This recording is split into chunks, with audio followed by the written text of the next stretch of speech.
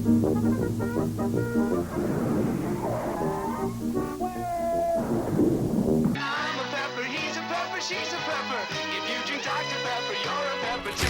1970s were a golden era for advertising, with iconic campaigns that became part of our everyday lives. These were times when television commercials and catchy jingles were stuck in your head for days. From unforgettable slogans to clever concepts, these ads shaped the culture.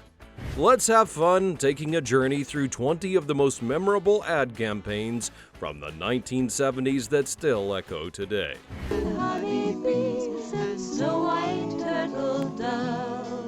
Coca-Cola's "I'd Like to Buy the World a Coke."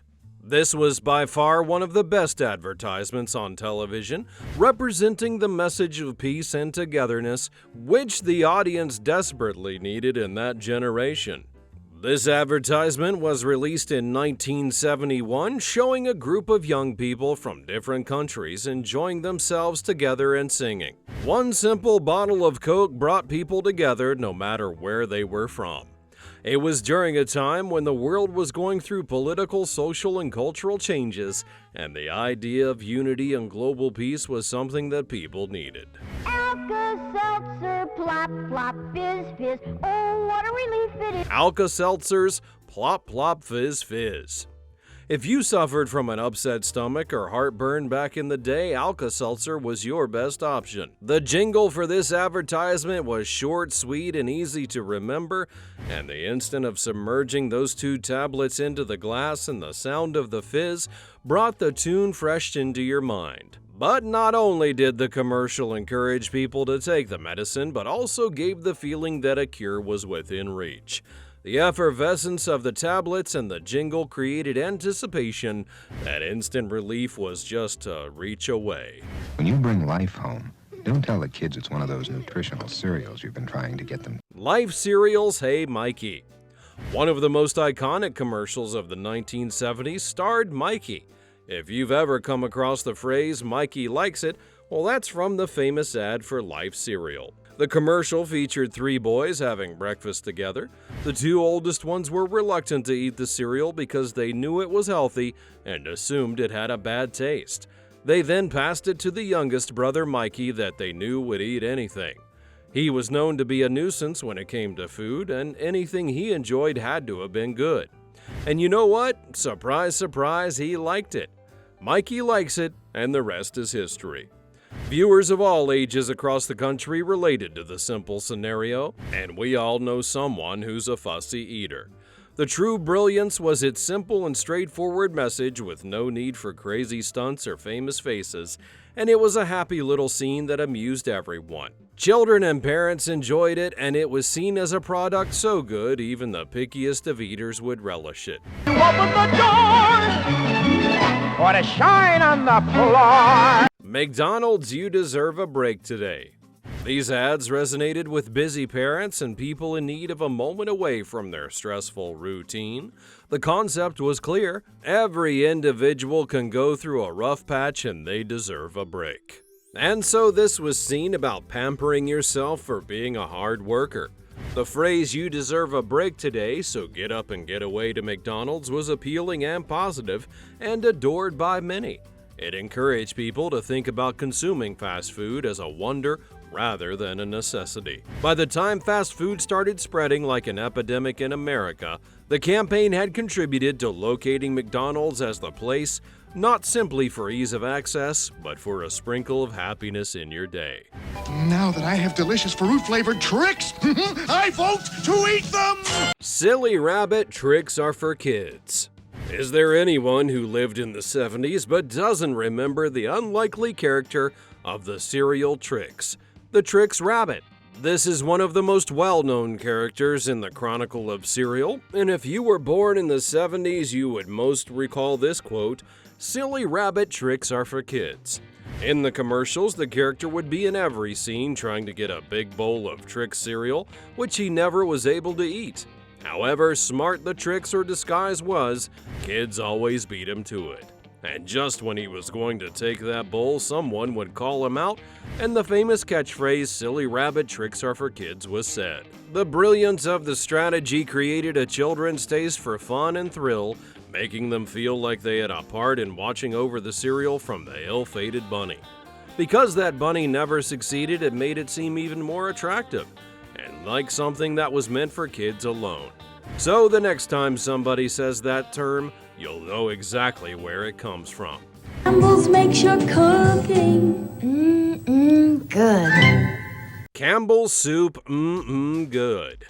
This was an effective and relatable advertising slogan because it easily explained the joy and satisfaction that came with a warm bowl of soup. Most adverts of the time depicted families around the dining table taking the soup or children back from the cold outside wanting something warm and filling to eat. Then you hear that catchphrase, good. This was the concept behind not just any meal provision, Campbell Soup, which was something that was wholesome comfort food that was offered at all times. People found it appealing, and there was always a feel-good characteristic of Campbell Soup, whether it was chicken, noodle, tomato, or any other kind. Irresistible price, too. Honey, the sign. Everyone squeezes. Charmin's Please Don't Squeeze the Charmin. If you grew up during that time, you'll remember Mr. Whipple, the overly serious grocery store manager who just couldn't keep customers from squeezing the irresistible toilet paper. In every commercial, shoppers would walk down the aisles and be tempted by how soft the Charmin looked. Despite Mr. Whipple's constant reminders not to squeeze the Charmin, they couldn't help but do it. It was a clever way to show how soft and tempting the Charmin was without having to explain it in technical details. You simply knew, and if everybody wanted to squeeze it, it had to be good. The humor came from Mr. Whipple himself. He would act all stern and disapproving, but couldn't resist squeezing the Charmin either when nobody was looking. It made the appeal of Charmin all that more entertaining. Where's the beef? Some hamburger places give you a lot less beef on a lot of bun. Wendy's Where's the Beef? This clever campaign poked fun at Wendy's competitors, especially fast food chains like McDonald's and Burger King, for their small burger patties hidden in big fluffy buns. This revolved around three old ladies who were customers in a restaurant taking a look at a burger. One lifted the cover off only to discover an incredibly small patty. The question that people recalled was, "Where's the beef?" This was said with such an attitude, some humor included, that it caught everyone's attention and became a saying all over the country. The campaign took an existing problem, being the serving size, and made it a hilarious and easy to identify kind of thing. This was because it aimed to suggest that Wendy's was the only chain that truly offered what it advertised, providing meaty hamburgers as opposed to the rivals who were all bun and no beef. Man, nothing takes it off like Noxema medicated shave. Noxima's Take It Off. One of the more unexpected and unforgettable commercials of the time was Noxima's shaving cream, advertising Take It Off. It featured the usually tiresome task of shaving being given a humorous twist. In the advertisement, an actress was encouraging men to take it off in a sexy voice while holding a can of the shaving cream. While she encouraged them to do that, a gentleman in the ad would be applying Noxema shaving cream in an exaggerated fashion, demonstrating how clean and smooth his face would be afterwards and how easy it was to take it off. This twist made it entertaining but still highlighted the close shave with the comfort that the product could offer very effectively. The humor and sex appeal worked magic for the ad and made it stand above the rest. It wasn't simply about function, it was about making the art of shaving sound like something dramatic. Not only did it make Noxema look stylish and trendy, but most importantly, it appealed to everyone desiring a clean-cut shave.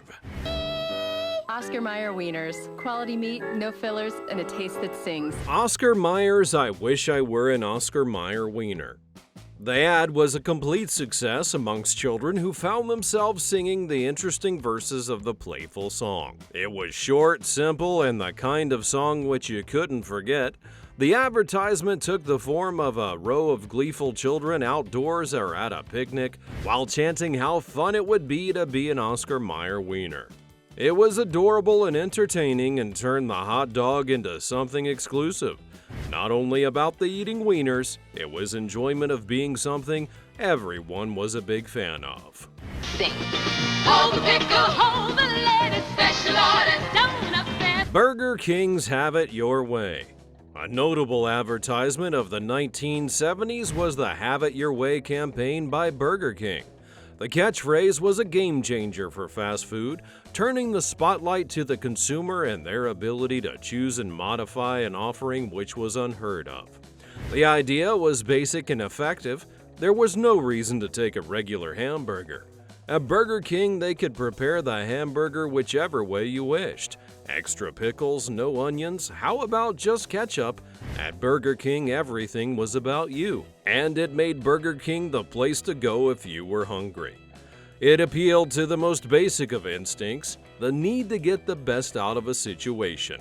Though fast food was generally called take it or leave it in those days, Burger King was saying it was possible to have it better. More people were smoking than ever before, and more of them were smoking Marlboros than any other. Marlboro's Marlboro Man. The Marlboro Man was a tough, no-nonsense cowboy usually shown riding through the wide-open landscapes while smoking a Marlboro cigarette. He never said much, but his image spoke volumes, representing freedom, adventure, and strength, values that appealed to a lot of men at the time, especially as cigarette ads increasingly targeted the male audience. Originally, Marlboro had been marketed as a cigarette for women, but the Marlboro Man completely rebranded the image, making it a symbol of rugged manhood. The cowboy was the perfect figure to associate with the lifestyle, strong, independent, and always in control. The visuals of the campaign, set out in wide-open landscapes, added to a sense of freedom and adventure, giving the product a larger-than-life quality. Mr. Turtle, how many licks does it take to get to the Tootsie Roll center of a Tootsie Pop? Tootsie Pop's How Many Licks? This ad from the 70s was intriguing for many reasons. How many licks could it take to get to the center of a Tootsie Pop? This exclamation was a puzzle for children everywhere, and the childlike innocence of the ad made it more remarkable. The commercial showed a young boy asking a range of different animals, especially a wise old owl, how many licks of a Tootsie Pop it took to get to the center. The wise old owl attempts to lick the Tootsie Pop, but after 3, breaking the suspense, he bites the candy and proclaims 3. The ad would finish with the message the world may never know, and it then became a challenge. Herman, I said. A potato is a potato. And? I said mine weren't firm enough. Lay's Bet You Can't Eat Just One. Lay's advertising campaign, Bet You Can't Eat Just One, was one of the mouth-watering campaigns that truly conveyed the nature of consumption of potato chips amongst people. The premise was simple. Lay's potato chips were so good that you couldn't only eat just one. The ad featured individuals attempting to only eat one chip and failing miserably, resorting to eating more. The interesting bit was that it was not about how it tasted, it was about how good it was to the point where you had no self-control. With that came the slogan, Bet You Can't Eat Just One, which became a challenge to many people because who only eats one potato chip? The unique tagline was synonymous with Lay's as it was not an ordinary chip. It went further in, and there was a belief that a chip or two was just not enough. They were there to be finished completely. It was as though Lay's was challenging you to try and go against the slogan, which many people found nearly impossible and readily accepted. I drink Dr. Pepper and I'm proud. I'm part of an original crowd. Dr. Pepper's Be a Pepper. These adverts showed all kinds of different people acting out where they were having fun drinking Dr. Pepper and dancing and singing.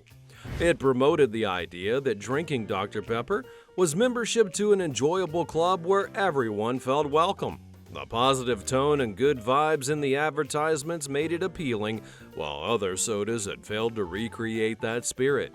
The ad resonated with them beyond presenting a product because it was easy to make a community where everything was centered on drinking Dr. Pepper. The new richer, thicker formula washes more dishes than ever before, while still... Palmolive's You're Soaking in It. The campaign of Palmolive must have been one of the most creative ad ideas in the 1970s. They took mundane objects like dishwashing soap and completely turned it around by saying that washing dishes was not the only thing you could do. It was also friendly to your hands. The audience is introduced to Madge, an offbeat manicurist who was the brand ambassador of the product. In one of the mini ads, a customer sits with her hands in a basin of soapy water in Madge's salon, and after some chatter and small talk, Madge would say with a doting voice, "You're soaking in it." Naturally, the customer would be flabbergasted as to what they'd been soaking their palms in, and believe it or not, it would be Palmolive dish soap. Madge not only reassured everyone that Palmolive got rid of the most greasy spots, it could be done without being harsh on the user's hands. It was hard to think that dishwashing liquid would be that gentle on the skin, for all other brands would not even want to contemplate it. It was doing more than cleaning utensils, it was pampering your hands in the process. Classic masculine fragrance. Old Spice is the mark of a man.